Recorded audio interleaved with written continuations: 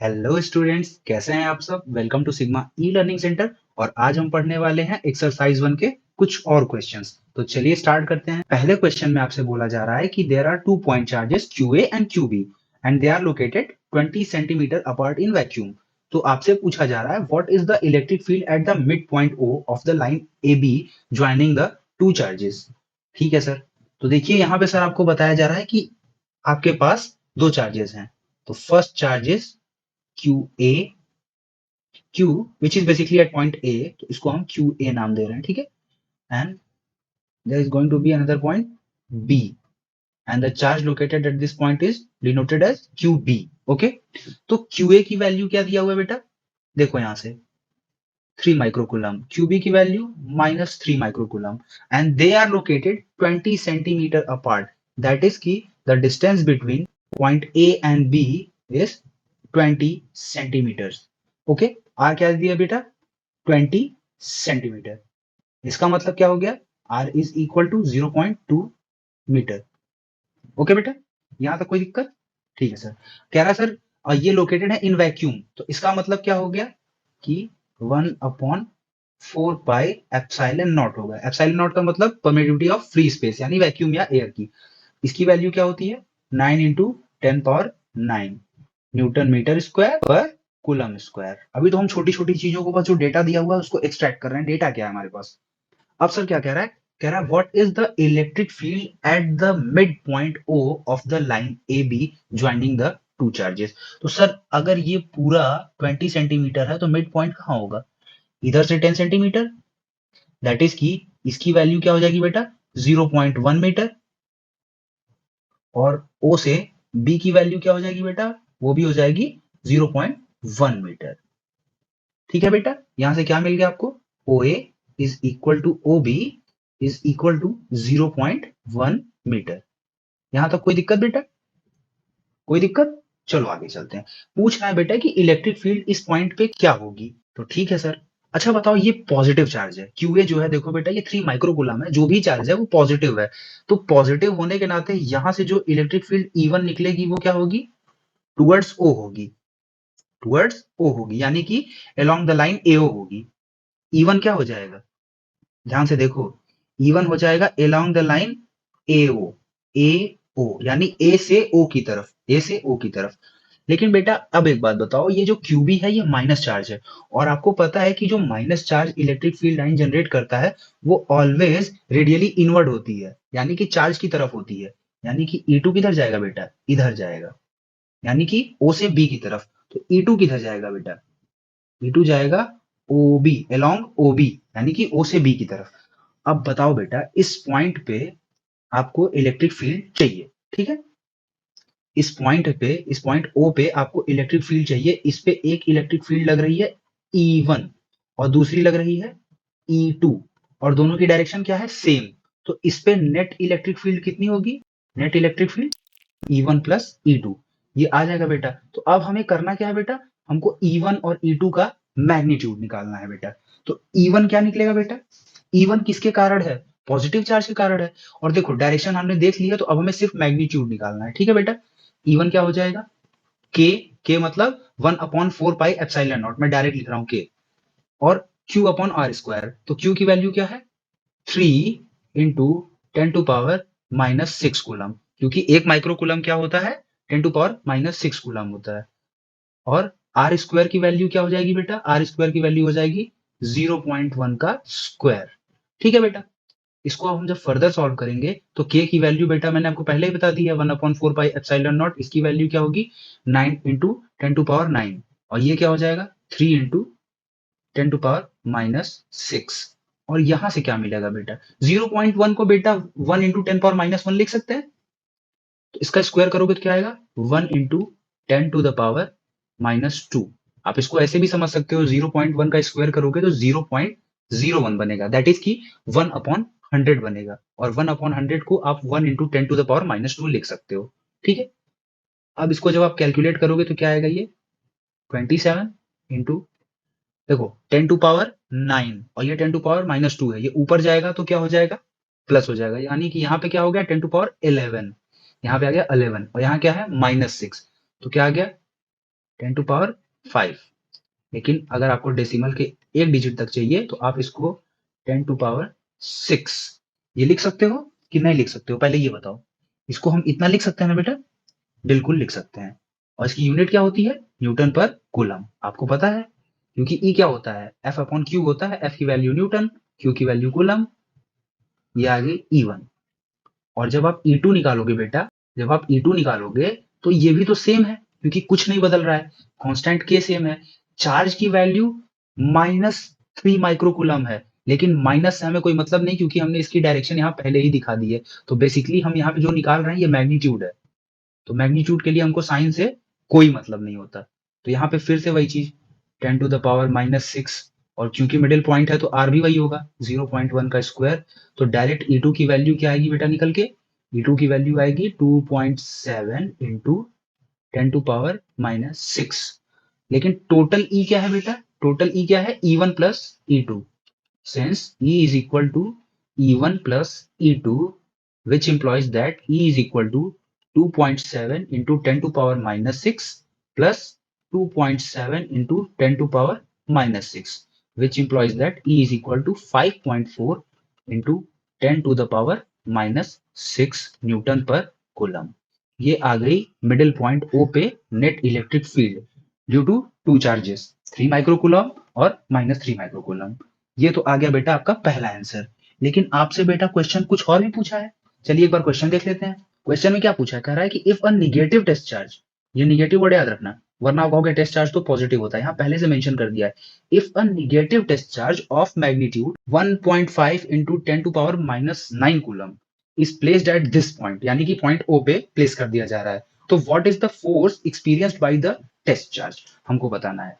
ठीक है बेटा, क्या कह रहा है कि इस पॉइंट O पे अगर हम एक टेस्ट चार्ज रख दें, Q0 is equal to -1.5 into 10⁻9 coulomb, तो आपको बताना है कि ये जो चार्ज है ये कितना फोर्स एक्सपीरियंस करेगा। अब बेटा देखो, इसमें एकदम सिंपल सा हो गया, अभी सवाल में ज्यादा कुछ बचा नहीं है। आपको क्या पता है? आपको नेट इलेक्ट्रिक फील्ड पता है? पता है ना? नेट ई क्या हो गई है बेटा? Net electric field eight point O, इसकी वैल्यू क्या है?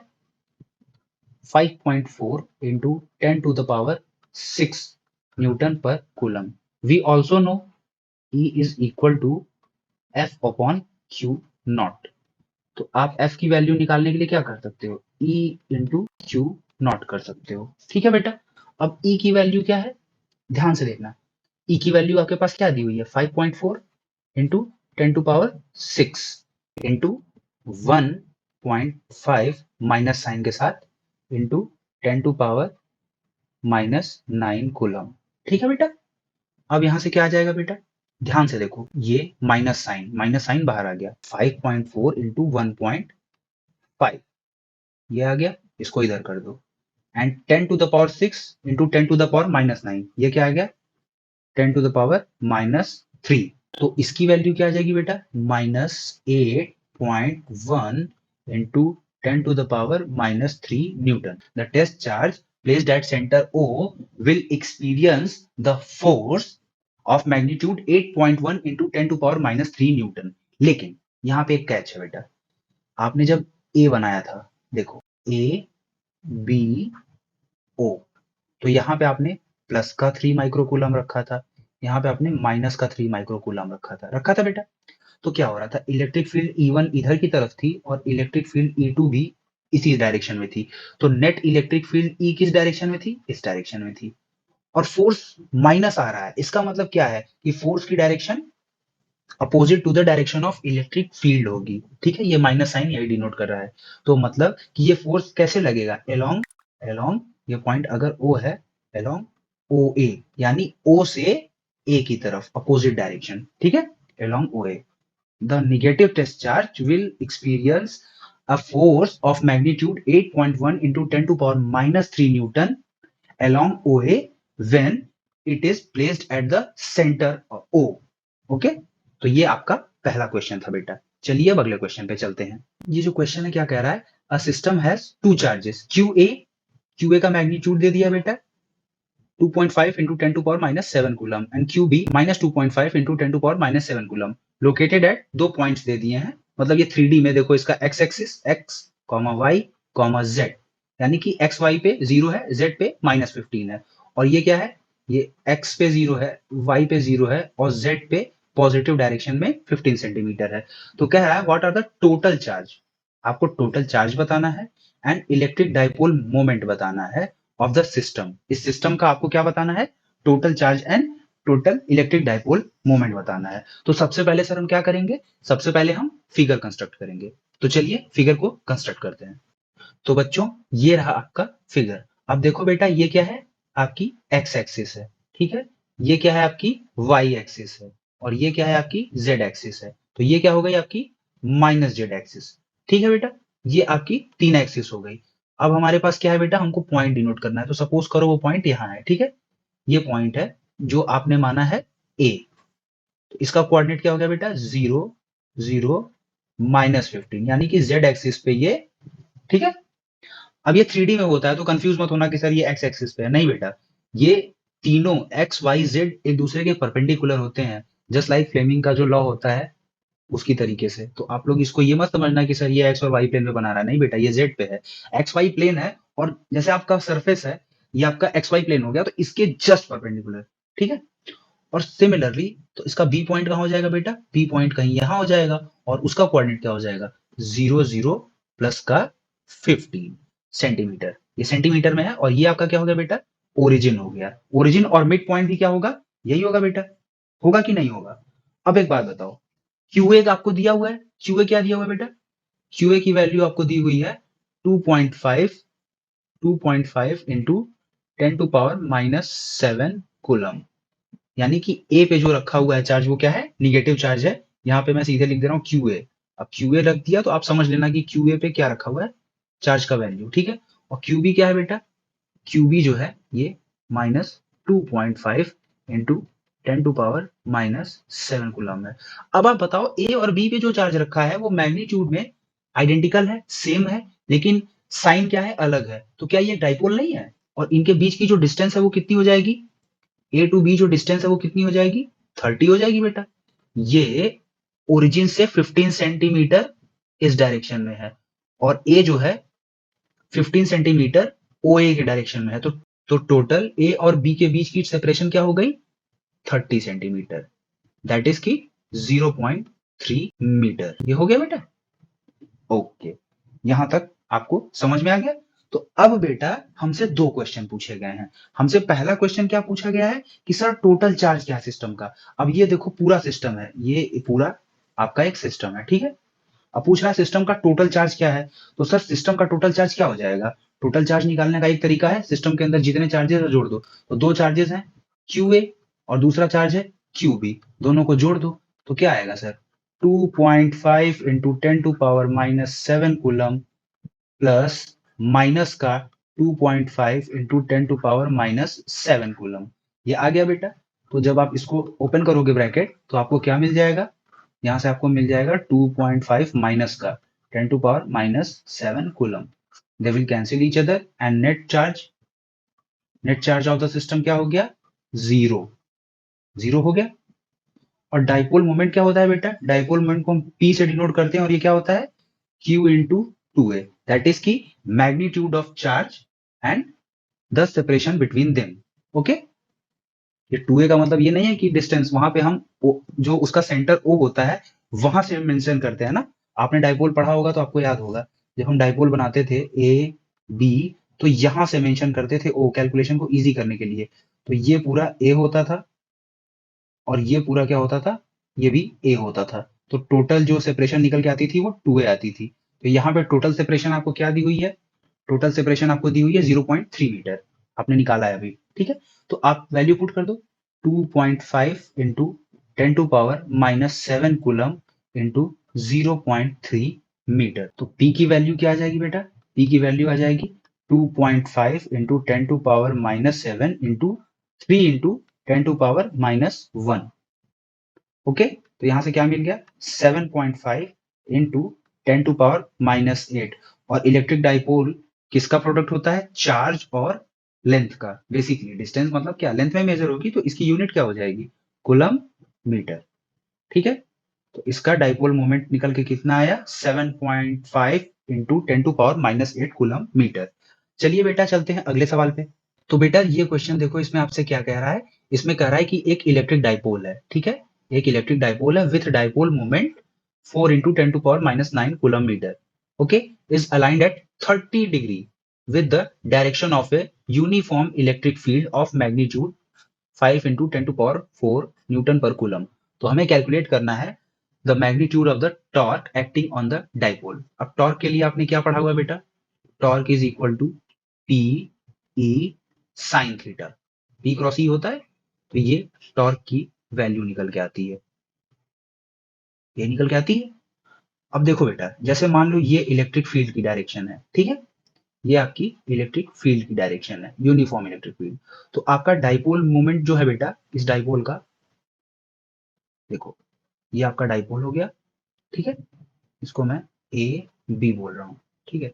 तो इसका डाइपोल मोमेंट पी कितना दिया हुआ है बेटा, 4 इंटू 10⁻⁻19 कूलम मीटर, ठीक है। और ये इससे कितना एंगल बना रहा है, 30 डिग्री, ठीक है, 30 डिग्री का एंगल बना रहा है। और ई की वैल्यू क्या दिया हुआ है बेटा, यूनिफॉर्म इलेक्ट्रिक फील्ड का मैग्नीट्यूड क्या है, डायरेक्शन से अभी हमसे कोई मतलब नहीं है, हमें तो सिर्फ मैग्नीट्यूड चाहिए, वहां पूछा भी मैग्नीट्यूड ही है, 10⁻⁴ न्यूटन पर कूलम, ठीक है। तो अब एक बात बताओ बेटा, क्या डायरेक्ट मल्टीप्लाई हम लोग कर सकते हैं, बिल्कुल कर सकते हैं sir. Tau is equal to p, p की वैल्यू पुट करो 10⁻⁹ into E 5 into 10⁻⁴ into sine theta, sine theta की जगह क्या पुट होगा बेटा, साइन 30 डिग्री, ठीक है बेटा। तो टाउ की वैल्यू क्या आ गई बेटा, 4 इंटू 5 20, 10⁻⁹ 10⁻⁴, ये -9 ये प्लस का 4, तो क्या आ गया 10⁻⁻5 इंटू साइन 30 डिग्री की वैल्यू क्या होती है बेटा 1/2, ये कैंसिल कर देगा, यहाँ क्या आ जाएगा 10। तो जो टाउ की वैल्यू निकल के आएगी बेटा, वो क्या आ जाएगी 10 इंटू 10⁻⁻5, यही आएगी 10 इंटू 10⁻⁻5। तो इसको हम लिख सकते हैं 10⁻⁻4 न्यूटन मीटर। तो चलो बेटा चलते हैं अगले क्वेश्चन के ऊपर हम लोग, ठीक है। देखो ये बहुत ही इजी क्वेश्चन है बेटा, इसमें ये आप खुद भी कर सकते हो, इसमें कुछ भी नहीं है। कह रहा है कि एक पॉलिथीन का पीस है, एक पॉलिथीन का पीस है, इसको हमने वुल से रब करवा दिया, ठीक है। तो इसके ऊपर एक निगेटिव चार्ज आ गया है, तो पॉलिथीन पीस के ऊपर निगेटिव चार्ज कितना आया है, इसको मैं लिख देता हूं। आपसे पहला क्वेश्चन क्या पूछ रहा है बेटा, इसके ऊपर निगेटिव चार्ज तो आ गया है, negative charge on polythene is equal to 3 into 10⁻⁻7 coulomb. अब आपसे पहला क्वेश्चन क्या पूछ रहा है बेटा, कह रहा है estimate the number of electron transferred from which to which, ठीक है, मतलब ये बताना है कि किससे किस में ट्रांसफर हुए और कितने ट्रांसफर हुए हैं। तो कितने ट्रांसफर हुए हैं वो बाद में देखते हैं, पहले देखते हैं किससे किस में ट्रांसफर हुए हैं। देखो बेटा, ये पॉलिथीन था और ये वुल था, दोनों में रबिंग हुई, दोनों को फ्रिक्शन के थ्रू चार्ज को ट्रांसफर किया गया। तो निगेटिव चार्ज किसके ऊपर आया है, निगेटिव चार्ज पॉलिथीन के ऊपर आया है। तो ऑब्वियस सी बात है कि जो इलेक्ट्रॉन का ट्रांसफर होगा, प्रोटॉन का तो होता नहीं है, तो इलेक्ट्रॉन कहां गया, फ्रॉम वुल टू पॉलिथीन। तो आपके विच टू विच का आंसर तो मिल गया, कहां से कहां गया, तो ऊन से पॉलिथीन में गया, फ्रॉम वुल टू पॉलिथीन। अब कितना गया, तो बेटा इसके लिए हमारे पास एक बहुत ही फेमस सा थ्योरी है, छोटी सी प्यारी सी, Q is equal to NE, theory of quantisation of charge, जो कि कहती है कि no charge in the world can exist without being the integral multiple of the fundamental charge. यानी कि दुनिया में जो भी चार्ज एग्जिस्ट करेगा, वो इस फंडामेंटल चार्ज E, जिसकी वैल्यू होती है 1.6 इंटू 10⁻⁻19 कूलम, इसके इंटीग्रल मल्टीपल में ही होगा, ठीक है। तो ठीक है सर, हमारे पास Q क्या है बेटा, Q की वैल्यू दी हुई है 3 इंटू 10⁻⁻7। अब इलेक्ट्रॉन ट्रांसफर हुए हैं, कितने इलेक्ट्रॉन ट्रांसफर हुए हैं निकाल लेते हैं, फंडामेंटल चार्ज की वैल्यू तो आपको पता ही है। अब कुछ नहीं करना बेटा, आपने सिंपल सा डिवीजन कर देना है, ठीक है, डिवीजन कर दीजिए। N is equal to 3 into 10⁻⁻7 coulomb divided by 1.6 into 10⁻⁻19 coulomb. Okay बेटा, तो क्या आ जाएगा बेटा इसका आंसर निकल के तो बेटा इसका आंसर निकल के आएगा जब आप इसको डिवीजन करोगे। देखो ये 10 टू पावर माइनस 19 है, ये ऊपर जाएगा तो प्लस का 19 हो जाएगा, प्लस का 19 और ये क्या है बेटा, ये माइनस का 7 है। तो यानी कि आपके पास प्लस का 10 का पावर 12 आएगा और 3 को 1.6 से डिवाइड करोगे तो क्या आएगा 1.87 इंटू 10 टू पावर 12। ये नंबर है तो इसकी कोई यूनिट नहीं होगी, ठीक है। तो नंबर ऑफ इलेक्ट्रॉन्स कितने ट्रांसफर हुए बेटा 1.7 इंटू 10 टू पावर 12। और किसमें से किसमें ट्रांसफर हुए, फ्रॉम वूल टू पॉलीथीन। एक चीज आ गई। अब दूसरा क्वेश्चन में क्या पूछ रहा है बेटा कि क्या यहाँ पे मास ट्रांसफर भी होगा। देखो कह रहा है कि is there a transfer of mass from wool to polythene. कह रहा है क्या वूल से पॉलीथीन का मास ट्रांसफर भी होगा। तो सर बिल्कुल होगा, क्यों नहीं होगा सर बताओ। इलेक्ट्रॉन का मास कितना होता है, इलेक्ट्रॉन का मास होता है 9.1 into 10 to power minus 31 kg। एक इलेक्ट्रॉन का मास होता है और 1.87 इंटू 10 टू पावर 12 इलेक्ट्रॉन निकले हैं। अब सपोज करो कि आपके पास एक बॉक्स है जिसका वेट 10 ग्राम है। अगर ऐसे 100 बॉक्स निकाल दिए जाएं तो क्या आप जिस स्टॉक में से निकाल रहे हो उसका वजन वेट 1 किलो कम हो जाएगा कि नहीं हो जाएगा। मास ट्रांसफर भी होगा, वेट की बात हम कर रहे हैं बट मास ट्रांसफर भी होगा ना। एग्जैक्टली तो मास ट्रांसफर होगा। Will there a mass transfer take place, yes there will be, there will be transfer of मास।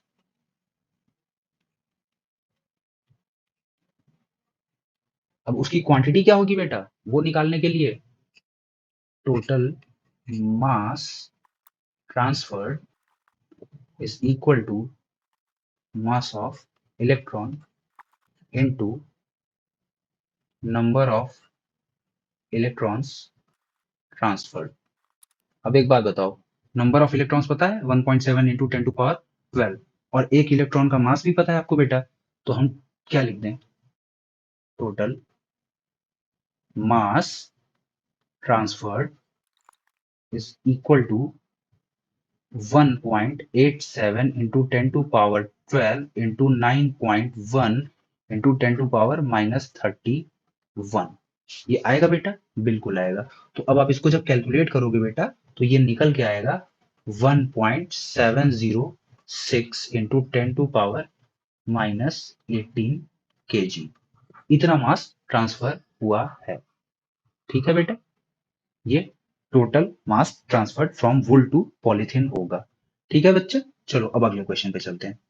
देखो बेटा इस टाइप का क्वेश्चन मैंने बहुत ही पहले कराया था जब मैंने कूलम्स लॉ पे कुछ प्रैक्टिस क्वेश्चन करवाए थे, तो जिसने देखा होगा उसको पता होगा। ये बहुत ही बेसिक क्वेश्चन है। कह रहा है कि दो इंसुलेटेड चार्ज्ड कॉपर स्फीयर्स हैं।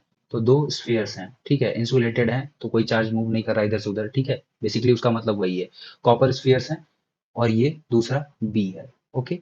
और ये एक दूसरे से मतलब इनका जो सेंटर है बेसिकली वो एक दूसरे से कितना दूर है बेटा, इनका जो सेंटर है बेटा वो एक दूसरे से 50 सेंटीमीटर इतना दूर है, ठीक है। अब क्या कह रहा है कि what is the mutual force of electrostatic repulsion. दोनों चार्जेस जो हैं इसका मतलब सेम नेचर के हैं तभी रिपल्सन होगा, इधर ये पॉजिटिव होंगे दोनों या निगेटिव होंगे। और दे दिया है कि दोनों पे चार्ज कितना है 6.5 इंटू 10 टू पावर माइनस 7। यानी कि यहाँ पे Q1 है, यहाँ पे Q2 है और Q1 is equal to Q2 is equal to 6.5 into 10 to power minus 7 coulomb. ये आ गया बेटा, ठीक है। और बोल रहा है कि इसकी जो रेडियाई है दोनों की स्फीयर्स की वो नेग्लेजिबल है compare to distance of separation. इस फ्रेज का मतलब समझते हो कि इस जो स्फीयर है इसको हम पॉइंट चार्ज की तरह ट्रीट कर सकते हैं। बेसिकली आप ऐसे अज्यूम कर सकते हो कि ये एक पॉइंट चार्ज Q1 है और यहाँ पे एक पॉइंट चार्ज Q2 है और इन दोनों के बीच की जो सेपरेशन है वो 50 सेंटीमीटर है, ठीक है बेटा। ये आप अज्यूम कर सकते हो। तो अब आपको बताना है mutual electrostatic force of repulsion क्या लगेगा। आर की वैल्यू क्या दिया है बेटा 50 सेंटीमीटर, ये तुरंत कन्वर्ट हो जाएगी तो क्या बनेगी 0.5 मीटर। अब आपको कुछ नहीं करना है बेटा, आपको फोर्स निकालना होता है तो आप क्या करते हो 1/4 पाई एप्सिलॉन नॉट, इसको हम के लिखते हैं अक्सर, Q1 Q2 divided by R square. Put कर दो बेटा सारी वैल्यू, कुछ है ही नहीं इसमें। 1/4 पाई एप्सिलॉन नॉट की वैल्यू है 9 into 10 power 9 newton metre square पर कूलम स्क्वायर, उसकी जरूरत नहीं है लिखने की। और इसके बाद 6.5 into 10 to power minus 7 two times है मतलब स्क्वायर कर दो, ठीक है। और डिवीजन किससे हो रहा है? 0.5 के स्क्वायर से हो रहा है। ठीक है बेटा। अब जब आप इसको पूरा कैलकुलेट करोगे, अब इसको मैं कैलकुलेट करने वाला नहीं हूं, ठीक है, अब मैं डायरेक्ट लिख रहा हूं आंसर, आप लोग इसको कैलकुलेट करना आराम से। तो इसका जो आंसर निकल के आएगा बेटा वो आएगा F is equal to 1.52 into 10⁻⁻2 newton. अब देखो बेटा, इस क्वेश्चन में हम स्मार्ट अप्रोच अपनाने वाले हैं, ठीक है।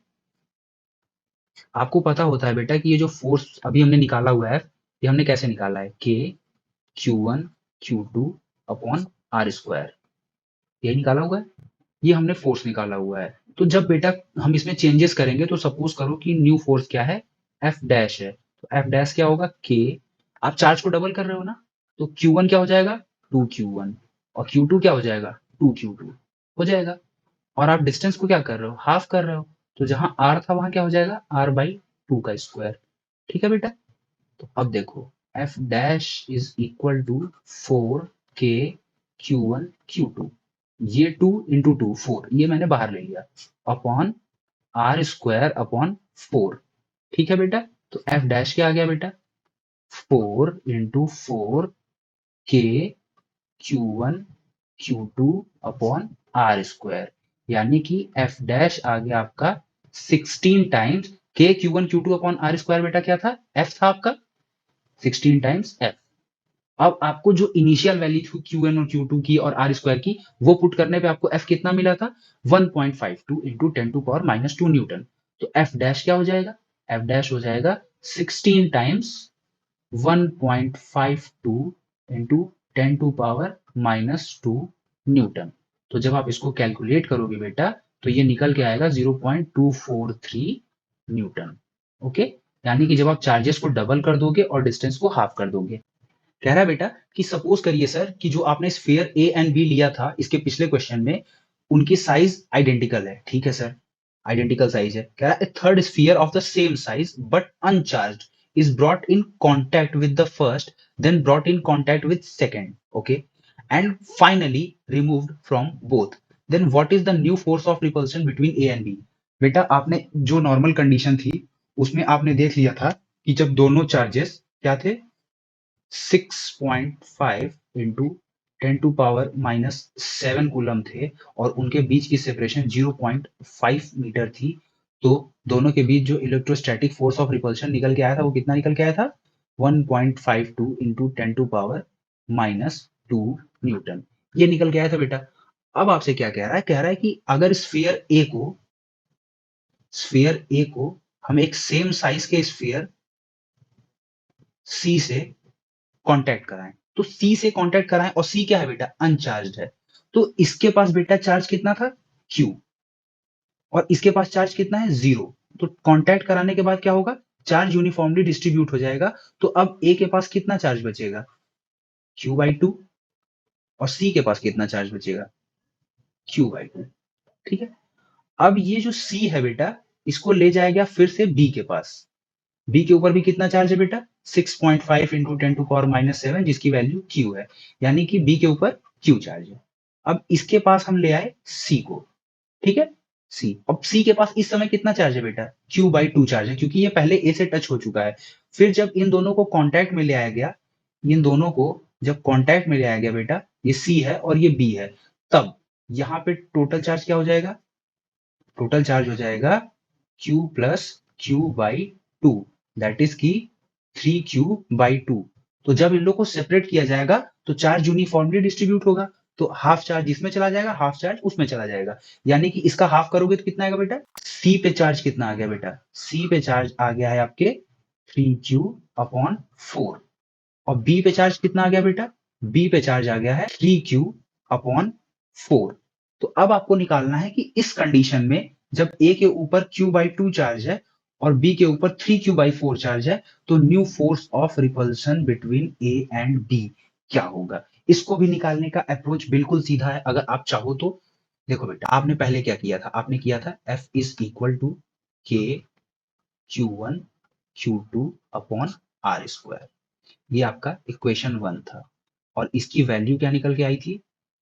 1.52 इंटू 10⁻⁻2 न्यूटन, ये निकल के आई थी बेटा। ठीक है। ये हमारे पास वैल्यू निकल के आई थी जब चार्जेस Q1 Q2 थे और वहां पे Q1 की वैल्यू क्या थी, Q2 के बराबर थी और क्या थी 6.5 इंटू 10⁻⁻7 कूलम है। अब हम जब चार्जेस चेंज हो गए हैं, चार्जेस का मैग्नीट्यूड चेंज हो गया है, तो अब हम नया इलेक्ट्रोस्टैटिक रिपल्सन फोर्स मान ले रहे हैं F डैश। तो ये क्या हो जाएगा Q1 dash Q2 dash divide by R square, यानी कोई मतलब नहीं है अभी के लिए, ठीक है। तो Q1 डैश की वैल्यू बेटा आपने क्या निकाली है, ये है Q1/2 और Q2 डैश क्या आया है बेटा, ये आया है 3Q2 डिवाइडेड बाई 4। और आपको पता है Q1 और Q2 का मैग्नीट्यूड सेम है, तो उसको हम Q भी लिख सकते हैं ना बेटा। तो अब देखो बेटा यहाँ पे हमने क्या किया है, F dash is equal to K Q1/2 into 3Q2/4, okay, divided by R square. कोई दिक्कत बेटा, कोई दिक्कत नहीं है। तो अब बेटा आप ये देखो, अगर हम इसको सेपरेट करें तो हमें क्या मिलेगा, 3/8 के Q1 Q2/r²। ये क्या इंप्लॉय कर रहा है बेटा, ये एफ डैश बता रहा है कि F dash is 3/8 times the initial F, यानी कि जो अब इलेक्ट्रोस्टैटिक रिपल्सन फोर्स होगा सी को दोनों पॉइंट्स चार्जेस से टच कराने के बाद, वो पहले वाले इलेक्ट्रोस्टैटिक रिपल्सन फोर्स का 3/8 टाइम्स होगा। तो अब आप निकाल लो बेटा, अब तो बहुत सिंपल है, F dash is equal to 3/8 into 1.52 into 10⁻⁻2 newton. ठीक है सर, अब इसकी वैल्यू आप निकाल लो आराम से, एफ डैश की वैल्यू आ जाएगी 3। जब आप इससे डिवाइड करोगे तो ये आएगा 0.19, अगर आपको 19 का टेबल याद हो तो, -2 न्यूटन। और अब आपको पता है ये क्या बन जाएगा, ये 0.57 इंटू 10⁻⁻2 न्यूटन बन जाएगा। तो अब इसके बाद आप बिल्कुल आराम से इसको 5.7 इंटू 10⁻⁻3 न्यूटन लिख सकते हैं एफ डैश को। कैसे आया बेटा, 10 से डिवाइड कर दो, 10 से मल्टीप्लाई कर दो, आराम से आ जाएगा, ठीक है।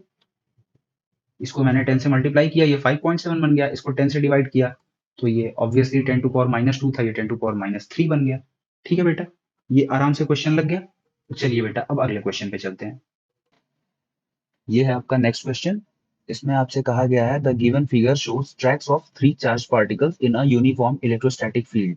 यहाँ पे 3 चार्ज पार्टिकल का एक यूनिफॉर्म इलेक्ट्रोस्टैटिक फील्ड में दे दिया गया है आपको ट्रैक, मतलब ये किस डायरेक्शन में किस तरीके से मूव कर रहा है वो आपको दे दिया गया है। तो आपको बताना है कि इनके साइंस क्या है, मतलब ये पॉजिटिव चार्ज है कि नेगेटिव चार्ज है, ये आपको बताना है।